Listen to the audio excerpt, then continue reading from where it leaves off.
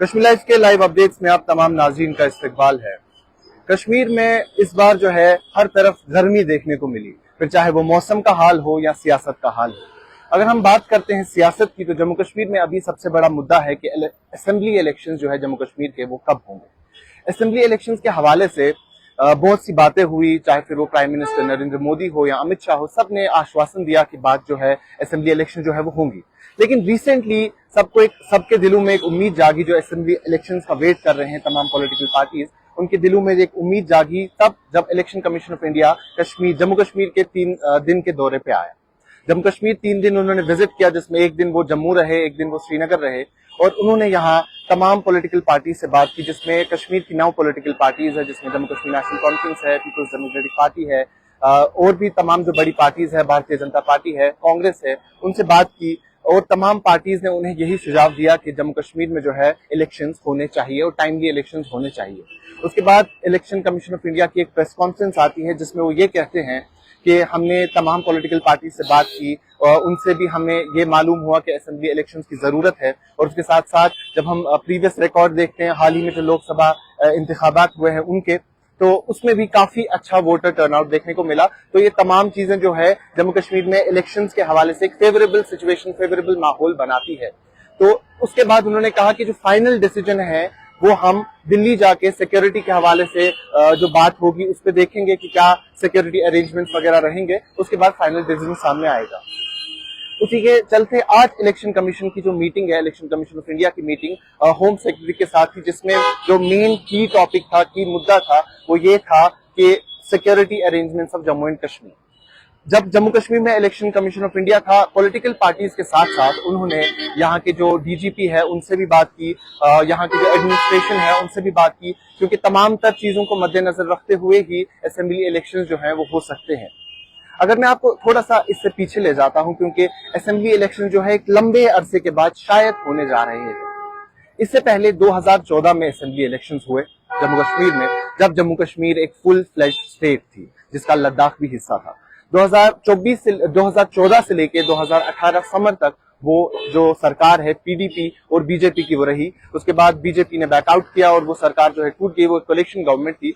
2018 summer से अभी तक तकरीबन 6 साल हो गए और 6 साल में जम्मू कश्मीर की कोई सरकार नहीं है। उसके बाद 2018 से 2019 एक साल की गैप के बाद आर्टिकल 370 की मंसूखी हुई, जिसमें जम्मू कश्मीर को स्टेट से डिग्रेड करके 2 यूनियन टेरिटरीज बनाया गया। एक तो स्टेट को बाइफरकेट किया, उसके बाद डिग्रेड करके 2 हिस्सों में उन्हें तब्दील कर दिया गया। उसके बाद से अभी तक यहाँ कोई असेंबली इलेक्शन नहीं हुआ। जो यूनियन टेरिटरीज बनी उसमें जो लद्दाख का हिस्सा है उसे विदाउट लेजिस्लेचर रखा गया। विदाउट लेजिस्लेचर वो यूनियन टेरिटरी होती है जहां सेंटर का डायरेक्ट रूल रहता है और कभी कोई असेंबली फॉर्म नहीं होती है, बस सिर्फ लोकसभा के इंतखाबात होते हैं। उसके साथ साथ जब जम्मू कश्मीर की बात करते हैं तो जम्मू कश्मीर में असेंबली बनेगी, और ये हम काफी वक्त से सुनते आ रहे हैं, लेकिन पिछले 6 साल से सेंटर का रूल है, 5 साल से सेंटर का रूल है 2019 से, जिसमें यहाँ के जो एलजी लेड एडमिनिस्ट्रेशन है वही तमाम तर फैसले लेते हैं। हाल ही में एक और बड़ी जो डेवलपमेंट है वो भी सामने आती है, जो रीऑर्गेनाइजेशन एक्ट है 2019 का। जब बाइफिकेशन हुई तो रीऑर्गेनाइजेशन एक्ट सामने आता है, उसमें जो बिजनेस रूल्स है उसमें कुछ अमेंडमेंट्स हुई, जिसमें जम्मू कश्मीर के जो एलजी है उन्हें काफी सारे और पावर्स दिए गए। जिसमें सबसे बड़ी चीज ये थी कि जो जम्मू कश्मीर के आईएएस आईपीएस ऑफिसर्स हैं उनको अगर यहाँ सरकार बनती भी है, जो चीफ मिनिस्टर हैं वो ट्रांसफर भी नहीं कर सकते हैं। उनकी जो पोस्टिंग है, ट्रांसफर्स हैं, वो चीफ सेक्रेटरी से होते हुए एलजी के पास जाएंगी और फिर एक फाइनल डिसीजन लिया जाएगा, जिसपे काफी ज्यादा बैकलैश हुआ। फिर चाहे वो नेशनल कॉन्फ्रेंस की तरफ से हो या पीडीपी की तरफ से हो, काफी ज्यादा बैकलैश देखने को मिला। और उन्होंने इसमें अगर हम कलेक्टिव कहें तो एक कलेक्टिव रिस्पॉन्स ये था कि जो जम्मू कश्मीर का चीफ मिनिस्टर है वो महज एक रबर स्टैंप बन के रह जाएगा।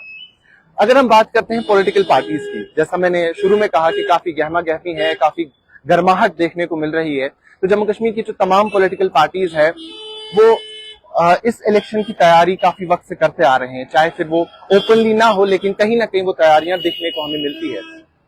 सबसे पहले हम नेशनल कॉन्फ्रेंस की बात करते हैं। काफी वक्त पहले ही नेशनल कॉन्फ्रेंस ने अपने कॉन्स्टिट्यूएंसीज इंचार्ज जो है उनको अपॉइंट किया था। तो जितनी भी कॉन्स्टिट्यूएंसीज है, तमाम कॉन्स्टिट्यूएंसीज में जम्मू कश्मीर नेशनल कॉन्फ्रेंस का एक इंचार्ज रहेगा। उसके साथ साथ उन्होंने ये भी कहा कि जो जम्मू कश्मीर नेशनल कॉन्फ्रेंस का मैनिफेस्टो है वो इनके सीनियर लीडर अब्दुल रहीम रासिर के अंडर बन रहा है और वो इलेक्शंस के बिल्कुल जब इलेक्शंस की डेट अनाउंस होगी तब वो मैनिफेस्टो जो है पब्लिक डोमेन में आएगा और वो ये तैयारियां इनकी तरफ से चलती आ रही है। उसके साथ साथ जम्मू कश्मीर नेशनल कॉन्फ्रेंस में एक बड़ी डेवलपमेंट ये है कि जो इनके वाइस प्रेसिडेंट है उमर अब्दुल्ला, जिन्होंने हाल ही में लोकसभा इंतखाबात लड़े थे, उन्होंने कहा है कि जब तक फुल स्टेट फूड रिस्टोर नहीं होता है मैं इस इलेक्टोरल प्रोसेस का हिस्सा नहीं रहूंगा, असेंबली इलेक्शंस का।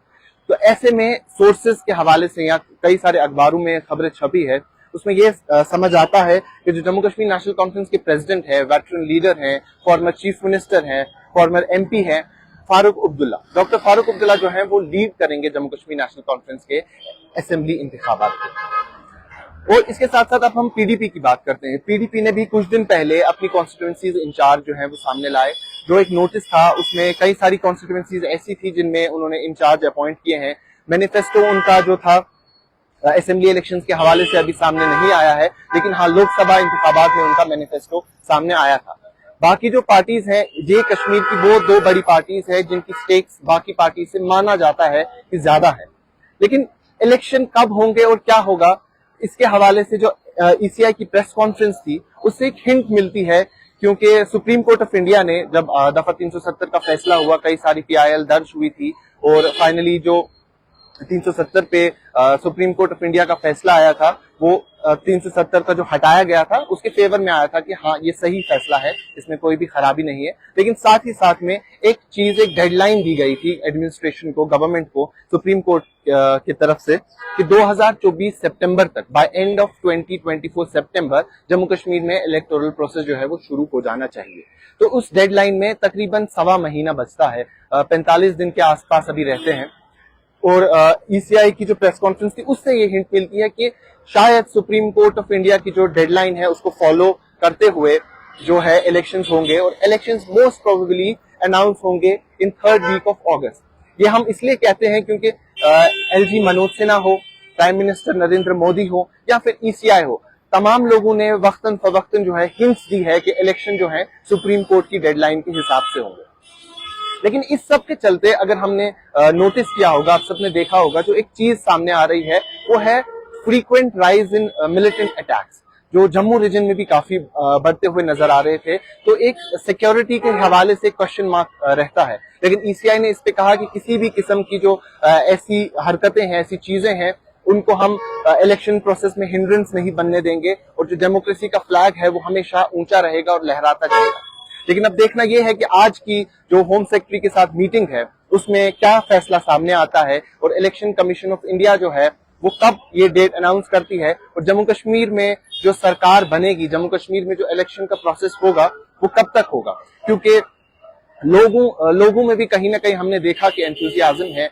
जो लोकसभा के इंतखाबात थे उसका जो टर्नआउट था वो काफी बेहतर था पास्ट रिकॉर्ड के हवाले से। लेकिन एक और सवालिया निशान जो अक्सर हम लोग डिस्कशंस में सुनते हैं वो ये है कि जो जम्मू कश्मीर में पॉलिटिकल पार्टीज है, जो जम्मू कश्मीर की लोकल पार्टीज है, रीजनल पार्टीज है, उनके पास क्या मुद्दा रहेगा जो वो अपनी आवाम के पास जाएंगे, क्या ऐसी चीजें रहेगी जो आवाम के पास लेके जाएंगे और उन्हें मोटिवेट करेंगे वोट देने के लिए। लोकसभा के इंतखाबात में हम सब वाकिफ हैं उन तमाम चीजों से जो जम्मू कश्मीर के लीडर्स ने अपने आवाम को प्रेजेंट किया। उन्होंने कहा कि वोट देना क्यों इंपॉर्टेंट रहता है, क्योंकि जो असेंबली है वो स्ट्रांग नहीं है, जो असेंबली है वो यूटी की असेंबली है, वो फैसले नहीं ले पाएंगी, तो पार्लियामेंट के इलेक्शन इसलिए इंपॉर्टेंट होते हैं।